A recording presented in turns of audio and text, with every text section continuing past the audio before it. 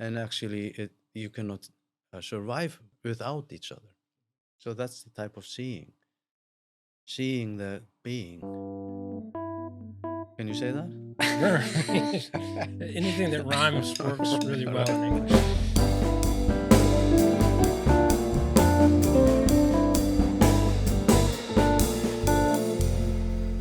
Welcome to the video edition of Keep the Flow, the podcast that looks under the hood of the creative process to keep our creative engines humming. I'm your host, Scott McLemore, a drummer and composer living way up north in Iceland. This week I have an interview for you. It's the third interview we've had for the show, but only the first Icelander. Now I'm going to turn it over to myself from a couple of weeks ago to introduce the guest. Enjoy. I don't know if I should look at the camera or what. Hi, everyone. We have an incredible guest for you today. This is a person who I've known at least as long as I've lived in Iceland. He's a pianist, and we did some gigs together right when I first moved here. At that time, he and his wife owned their own piano school. Since then, however, he was also my department head at the music school in our town here in Kópavogur. And we recorded an album together, and somewhere in there he became a Zen Buddhist priest. It's my great honor to welcome to Keep the Flow, Ástvaldur Zenki Traustason. Welcome. Thank you so much for having me. My pleasure. That was a great intro. Well, thank you. I don't usually get compliments on my intros. Okay. So this is like, we don't normally speak together in English. I don't know if this may be the first time you've actually heard me speak English. Yes, I made a special effort to speak to you in Icelandic, to train you. Yeah, in Iceland. You've done well. So in the intro I just read, I listed a bunch of stuff that you've done as a pianist, as a composer, as a teacher, a businessman, and a Buddhist. I just wanted to start by asking you, how do you see yourself? Do these titles mean anything to you? Or is there one that feels dominant, or do they all kind of just blend together? Wow. Well, what comes to mind is what happened, because I didn't plan on any of it. So it's not really a problem. It's a problem on Facebook when I'm saying, well, what kind of photo should I put in there as me as an organist, or me as a jazz pianist, or me as a Zen Buddhist, or a conductor, or so that's a problem. But generally, I just kind of embrace this moment as something unique, and something that I'm not. So something that I try to look at the world as fresh for each moment. Not so much in terms of who I am or what I do, but of course, in society, we have to kind of tell people who you are and what you do. So I guess I think as a Zen, because Zen, as a Zen priest, it has become like the basis for everything. So it's grown, and the way it grows when I let go of myself, and then something reveals itself, and that's my life, I guess. I guess before we get into the heavy spiritual stuff, it doesn't have to be heavy, No. but you know what I mean. How did you become a musician?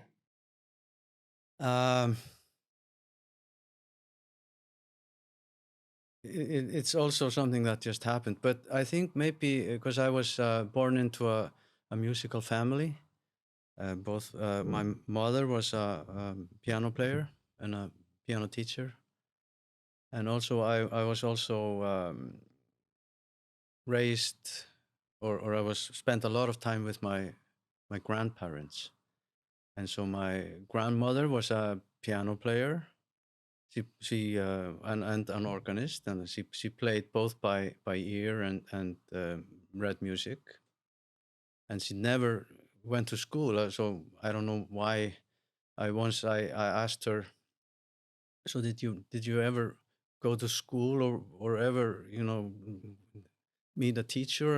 And she said, yes, I was with a person for a month. I said, for a month? What what do you mean? I spent years, trying to play the piano. But I think she was a special talent, and also my grandfather was also whose name I bear, Ástvaldur, and he sang in a barbershop quartet and in a choir most of his life, and they would sing music from maybe from Europe, like coffee house music, really marvelous voicings and Like the pop music of the day. I think it was, exactly. And there was an important figure that came from Austria, Österreich, Austria. So he brought in to Iceland a lot of knowledge. He was uh, educated in music, but my grandfather, they come just from the countryside. They had a huge heart and singing and everything was, and of course the lyrics of the songs, they were always about love and how wonderful the bird would sing, and those kind of lyrics, and they had a huge heart, and they just wanted to sing, but they didn't know how, so they met this person, Carl Billy, and Carl Billy made many arrangements for them and also played the piano for them, and they have a CD or record on Spotify, Wow. and it's Your grandparents are on Spotify? yeah, That's amazing. that's really Not everybody amazing. can say that. No, but yeah. So and also the quality of it is really good. They were actually really good singers and really good ears, and so I think I just wanted to be like him, I guess, and I guess also in school I wasn't much into regular school. I had trouble reading and stuff, so maybe a little bit dyslexic. And so I guess also I found um, some reassurance or something for myself as being someone, as my um, friends were getting degrees, in something else, and I just felt that music was because I knew that was something that I connected with. So did you have a spiritual connection with music? I think there was always a spiritual uh, person in me, or I was always spiritual because I had some vision, or when I was, I think maybe 8 or 9, I had a great vision somehow.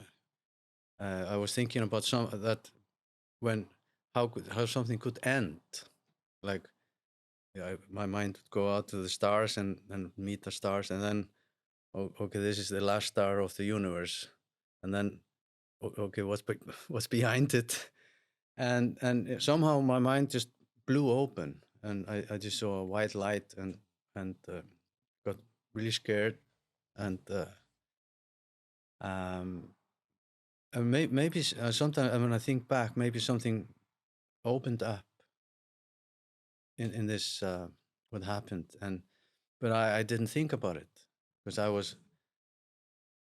I became a very active teenager. I was, doing all the things teenagers are doing, drinking and running around and driving fast and doing all those things, Not at the same time, though. No. Well, I did all kinds of things. Some of it I would like to forget, maybe. But yeah, I was just, I think, active in that way, but always this spiritual or this I don't know, light or something inside. So did it feel like you said you saw this white light?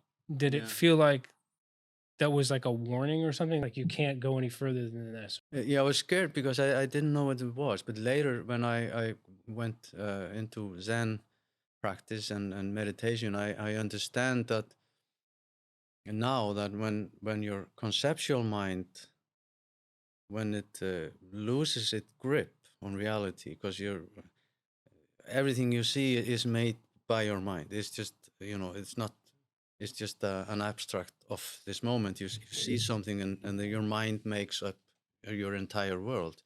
So if the mind just loosen up and just let go of what everything is, and then everything then your mind, this moment becomes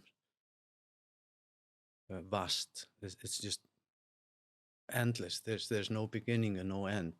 But the mind wants you to think there's a beginning. Can only think in terms of beginning and end. That's the and up and down and left and right. That's the only thing. That's how you understand. But if that's not here, there's a vast moment of it doesn't have any beginning and no. It's sometimes called the vertical time.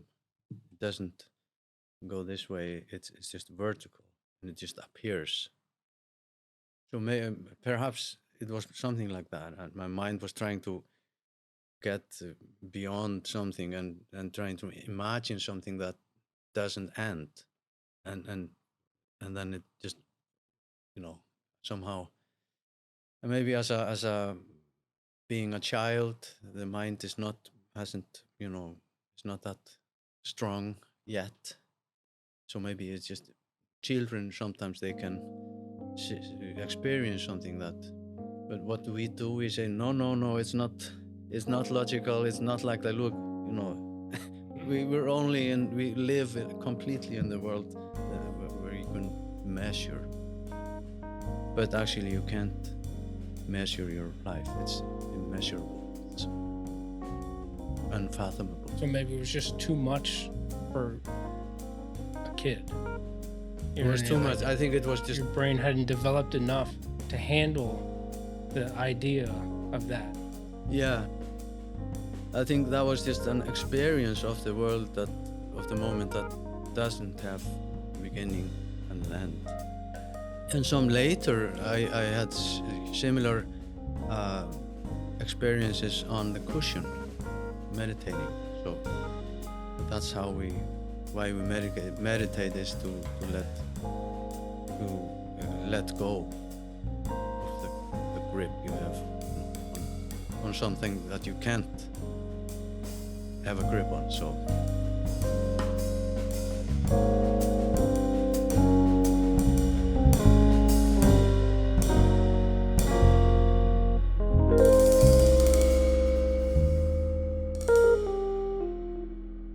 it reminds me, when you said like vertical time, it reminded me of this guy Gurdjieff. Do you know who that is? Mm-hmm.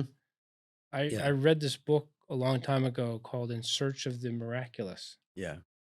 And he talks about how he has this concept that everything is vibrations, basically, and he sees things in octaves. Yeah. Like that's when you get to an octave, that's like where things intersect. I remember Keith Jarrett recorded an album of these tunes that he would like wake up singing songs, and he wasn't a composer by trade, but he would but then people around him would wait for him to wake up and see what he would sing and write it down. I have the record. I listened to it not just a few days ago, actually. Oh yeah? Yeah. That's funny. Keith Jarrett. I think it's called Hymns or something. Yeah, it's sacred Sacred hymns hymns, or yeah, and something exactly. else. I can't Yeah, remember. But yeah, but it's just solo piano, right.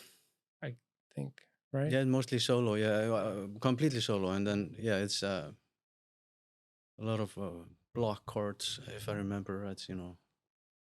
Yeah, and but it's the same. Sometimes some people. Well, I like the idea of absolute and relative. The absolute being the unmeasurable, the ungraspable, the unthinkable, the world before you say anything about it, and then what do you call this? If this is Oh, horizontal. horizontal, Yeah. yes. So horizontal represents the relative mind that is important to be able to measure and tell what time it is, and so where at the intersection where the conceptual mind, it can only exist, nothing can exist but I right here right now, but that things move or that there's time is just an illusion. It's something we make up, but it's wonderful, but we make it up. So the problem is when you completely believe it, you try to squeeze your entire world into a concept. It doesn't really work, and it creates a lot of suffering. So in spiritual practice, you learn to just let go, and you practice instead of thinking and doing. You practice feeling and allowing. So it's the being part of being a human being.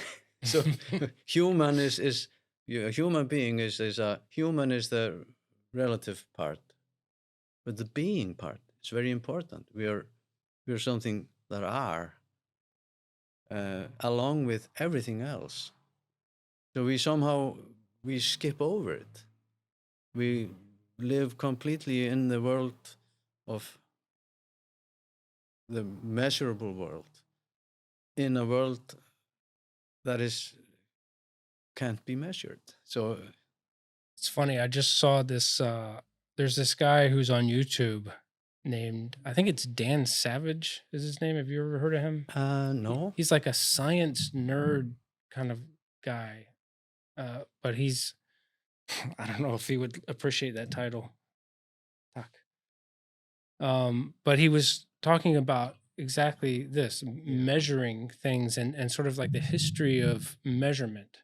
And he sort of like came to this realization that everything is comparison. Like there is no absolute measurement, really, because everything is changing, and the best we can hope for is comparison. Yes, that's the relative world. I mean, there's something in Buddhism. It's called the three marks of existence, and sometimes it is the four marks of existence. But we speak of the three ones. The first one is that everything changes constantly. So you can't really, and it's expressed in many ways. There's a Zen saying, the blue mountains are walking. It means that everything is constantly changing. It means that it never stops to become anything. That's why we say that's one way to explain that everything is empty, because doesn't stop and become anything. So this table hasn't really stopped to become a table, but it appears in this form, but it's not really. It's empty. It's completely empty. So that, and number two, if I go quickly over it, so number two is that nothing has, and that's what you were also saying, nothing has an independent existence. So it means that I exist because you exist. You know, and here and this exists because I exist, and this is not because that is not. So everything cannot. It has to rely on the entire world. And so number 3 is nirvana, is the world without your concepts. But when we experience ourselves as separate from this moment and from nature and from everything, it's very natural to suffer. Because you're alone, me, and the rest of the world. It's very lonely, and it's very, it's a root of suffering. So when we have anxiety, fear, anger, problems, it's because we think we are separate. If we deeply would know that we belong to the world and the world belongs to us, you're never alone. It's and then you can measure with deeply rooted in this understanding. So that's why we when you experience yourself as separate from the world, that's the root of war. It's the root of even your own experience of separation. It's the same root as a war, or Because you don't want to make war on yourself. You're the same. yeah, it's a potential war when you experience yourself. That's why everything suffers. Because now, when you have billions of people, which each one of them experience themselves as separate, then you litter, you can do whatever and then the entire world suffers. And because we're so many, and we're starting to see what happens, the suffering that happens, the wars, the pollution, everything. So, and it's called uh, to awaken to your life. And that's why, because in the beginning when you asked me, I think that's why Zen has become more and more. And now I'm a Zen priest and a Zen teacher and abbot of the Zen community in Reykjavik and in Iceland. I don't think I've ever met an abbot before. No, that's when I say it, it sounds quite weird. I admit. So everything becomes an expression of the unity of everything, and that's music also. That's a wonderful way of expressing it, the unity.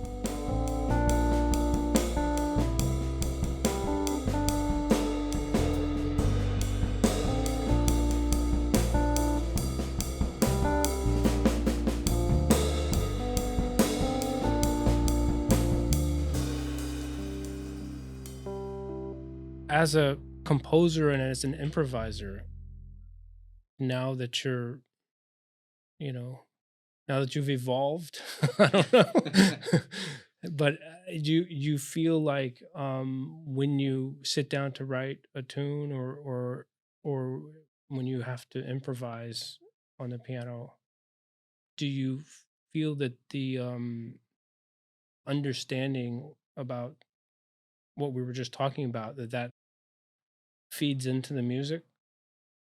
Exactly, yeah. Because when we operate through the sense of being separate, when you play a note, you play it to get to the next one. There's always so you play the verse and you're somehow waiting for the chorus or something else happening, and you're always anticipating anything, so you somehow use this moment to get to the next one. But from the sense of everything is already here and it's not going anywhere, then each note becomes a note by itself and in its full volume and existence, vibrantly alive, and it's not going anywhere. It just appears, and then you there's a different. I feel now it's much simpler for me. It's then everything comes so beautiful and simple. Even though it appears someone is playing technically, fast or anything, it's it's the beauty of how it appears in the vertical being, and also how my mind allows it to evolve into the next one. So there's a huge difference, and also as a person, when you feel separate, you're never enough. There's always someone that plays better than you, faster than you, has better years than you, or whatever, and then that's always in the back burner. You're never enough, because when you're separate, you're never enough. So, but when you allow yourself to be who you are, and you accept this moment, you accept your limitations, and you accept the way you approach and the way you sense things, and you present that to the world. I think that's beautiful. It's always beautiful, because it's not just the note, it's the person plays the note. There's it touches a string in someone's heart, especially like when audiences or people are and you get them to be in this place where they are also not thinking about the next moment. They're just allowing this moment to present itself just as it is, and then it's beautiful. I think that's when that's a huge difference from the way I kind of approach music now, or as even 10 years from now, or let alone like 20 years or 30. Yeah, we just did a concert, or I don't know if you can call it a concert, but we had an event Right. at Hannesholt, where you were. It sort of was a blending of you as a pianist and you as a Zen priest. You spoke to the audience about different concepts. You had it was salt Right. that you had, Yeah, the which word. I'm trying to remember what that stands for now. Yeah. Which- Yeah. but it was it's in Icelandic. Yes. So it Um, can be in English as well. Oh, really? So Okay. Well, tell us about salt. yeah. So salt is has been a dream of mine, and also uh, this view of being one with everything is not like that I never become afraid, or I never think less of myself, compared to others. It's just the relationship to when this voice come in, these old voices. I think they're in all of us, and but it's the relationship with them that I welcome them. So I say, when this feeling or the strong core belief comes up that I'm not enough, and I feel uh, less than worthy, or something like that, and I just welcome this voice, and I say, okay, so that's your message. So can we maybe how about just sit here now, and but because those voices are always rooted in the past, it cannot it cannot survive in this moment, because this moment's always fresh. And so when I invite these voices into this moment of vibrant vibrantly alive moment, it's always fresh, and then their voice quiets, because they know it's not true. what they're saying is not right. So the salt, the name, so S is the word salt, SALT. So S is for seeing, is to see this moment as it is, not through your conceptual measuring mind. So you don't have to measure anything. It's just to see. And it's not just seeing, it's also just sensing. To be sensing this moment.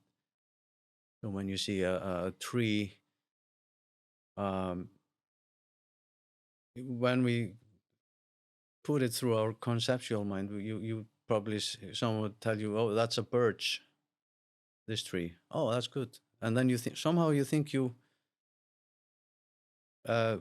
grabbed it. Yeah, you know birch, but it's just a name. So you and then you go to the next one and say, oh, what's this? That's an oak. Oh, wow, cool. What's the next one? So you never stop to really see, to really just touch a tree or just see how wonderful it is, and then it shares the same moment with you, and actually you cannot survive without each other. So that's the type of seeing the being. Can you say that? Sure. Anything that rhymes works really well in English. So A is attention, the mild, open, childlike attention. You're not trying to. It's not the attention to fix anything, or because if you approach your life or any situation as something that needs to be fixed, you're already saying it's broken. But this moment, the being moment, can never be less than whole. It's never broken. Even in the middle of war, it's always whole. So this type of attention to you, the way you see and the way you sense. And so L is for to let be, not try to push or pull, just to try to let it be. The voices in who are telling you who you are less than, or even more than someone else, or better, in some way, or just to let things be, because that's the way they are. And so the T is for trust, is to trust them. So to see and to accept this moment as it did means that you have to let go of your own ideas. And to let go of your own ideas, you need to trust this moment. So you need to develop, little by little, you develop a trust. You trust this moment for you. You allow yourself to be, and then little by little, you see it's wonderful, because it's actually your life. It's what that's there, and it reveals itself. And when you trust in this way, you can you can bring up your measuring tool and you can measure. So, but it's a different kind of measurement. It's the same. You say it's 80 centimeters or something. That's fine. But if you do it from the trust of this moment, it's just a way of. It's not, can never be anything that just, something that your mind, conceptual mind, brings to the table. But it's wonderful also, and it's also part of the being. So that's salt. That's a simple word that can help us. I think it's just simple. And As far as applied to creative pursuits, I think it's incredibly important, because it feels like, I mean, those voices that you talk about, that are basically like our inner critic, are, or they could be like memories of other people, things that other people have said to you throughout your life. You know, It's maybe ruthless. yeah. That's the main thing. It's just really unfair and ruthless how we speak to ourselves, and that's the and what I see now so clearly. It's because we feel separate. That's the main, the root cause of suffering. But and it's so wonderful that being able to approach your instrument in this way, because you're not using this chord to get to the next chord. So this chord is being, next chord is being, next chord is being. So it's it's always represents the wholeness. So you could say you're playing from wholeness. You're playing from something that's whole, and from something that's whole, you can make melody that your conceptual mind has to make sense of. Otherwise, it would be just to experience a melody, you have to use your conceptual mind. You have to use your measuring mind, because that you experience it in time and then. But I think if you only do it through measuring mind, or you play from you play from a place of separation, and that's a place of fear. That's really, and I wish more people would at least try to do something, or to practice. It has to be practiced, because the relative mind, or the voices, and the sense of separation is very, very old, and it's very, very persistent. It is very strong and ruthless.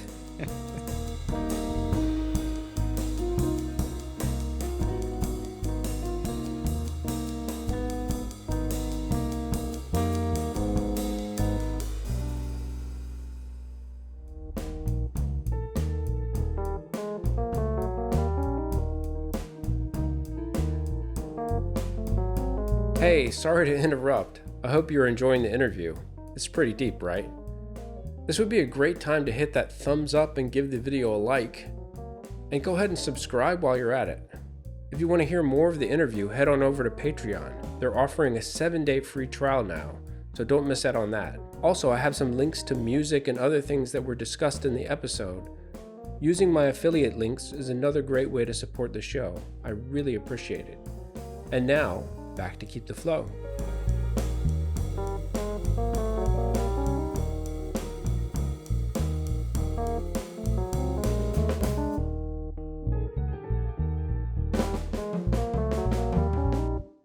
So the other night I was trying to go to sleep, and I was thinking about this interview that I heard with the British comedian Jimmy Carr. Do you know who that is? Yeah. But he was talking about anxiety and how he felt like the gift of anxiety is jokes, for him at least. And another thing he said was he thinks that anxiety is creativity with nothing to do. That was his thing. Okay. Yeah. And he said, if you're trying to fall asleep at night and you can give your mind a joke to work on instead of thinking of something horrible. So I'm laying there, I'm thinking about this, and I came up with a joke because I was thinking about this interview, preparing for the interview. So my joke is, and I hope you don't find this offensive. No, okay. Shoot. Jimmy Carr is pretty offensive. Yeah. I mean, he tries to be. Yeah.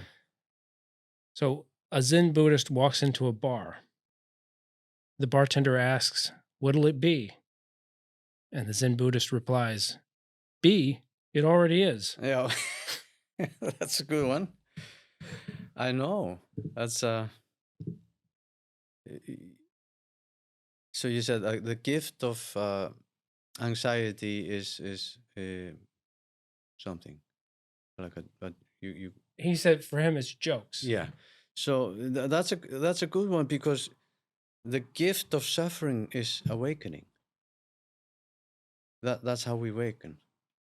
The gift of our suffering, because in the middle of, I don't think anyone ever woke up to his life because his sofa was so comfortable.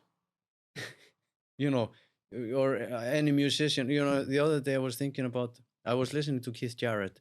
There was a playlist, and I just put on a Keith Jarrett radio or something, and suddenly, in the middle, it was just him playing. And suddenly, there was the moonlight, serenade. You know, it was a beautiful piece, and it was so